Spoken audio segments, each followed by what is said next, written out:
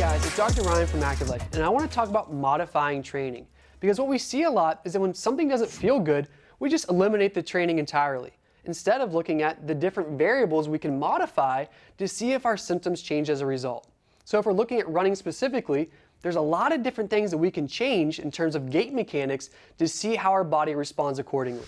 So what we're going to do, I'm going to take Larry through the different variables we can change and manipulate to see how his hip pain, theoretically speaking, is going to change as a result. So the first thing we're going to look at is overstriding.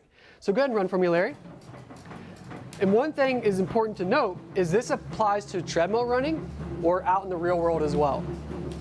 What we're looking at here is Larry overstriding? Is he kicking his legs so far in front of him, like so, to where now that's creating a braking mechanism and really just accentuating and amplifying the forces coming through that limb.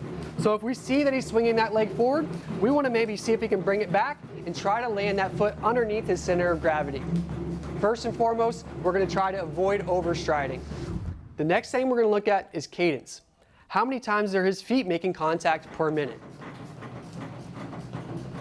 So if it's a really slow 1, 2, 3, maybe looking at something like 140 steps per minute, for example, we might say increase that a little bit by 5%. Go a little bit quicker for me, Larry. Great. And seeing how his symptoms change, increasing that cadence. We can also look at something like pulling with the glutes. So as Larry starts to run, a really nice part of a curved, self-propelled assault air runner is that it forces him to drive through the glutes into hip extension. Out in the real world, a cue that I can give Larry as he generates through the glutes into hip extension, I can also give him a cue to push off his big toe, really making sure there's a lot of contact phase driving through that hip. So pulling with the glutes is another really effective cue we can give our athletes. Whenever we're looking at our athletes and runners, we also want to make sure we're listening to them. What is the sound that they're making whenever they're running? So go ahead and run for me, Larry. So if I really hear it's like a heavy-footed strike, hey Larry, can you run a little bit softer for me? That's going to change some things for him. It's going to change the way his body perceives that running. But it's also going to shift him to maybe like a 4-foot strike, which might be good for him in this moment. So whenever we see that heavy-footed strike, try to run a little bit softer. What is the speed that you're running at? Let's say typically you go for a run and you're doing 9-minute miles. Well, let's see if we can go a little bit slower, go a little bit faster. So if Larry's running at 7-minute miles, let's say, I can have him slow down a little bit. How does that feel? Go a little bit faster. By changing the variable of speed, our body might just feel a little bit different with that running pattern. So change the speed, go faster, go slower, and see how things respond. We can also look at running form in general.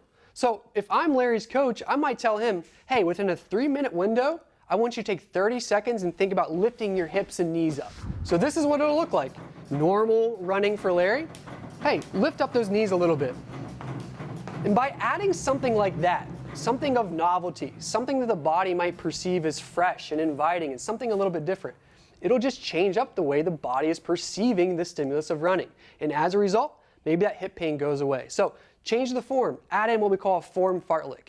Every 30 seconds, intermittently, try that, see how it goes. We can also look at something like changing width. So as Larry starts to run, I'll give him this simple cue of imagining there's a line going underneath his legs and to stay on opposite sides of that line. By changing something like the width, it'll now allow him to maybe get rid of some of that unwanted IT band syndrome that he's been experiencing. So change the width, go a little bit wider, try not to cross over that line. So when we're looking at running or training in general, we always want to make sure we look at the modifications of training just to see if we can break that up and get rid of that unwanted pain that we're experiencing, rather than just eliminating and not doing it entirely. So by incorporating some of these little tips and techniques into your running, see how your body feels as a result.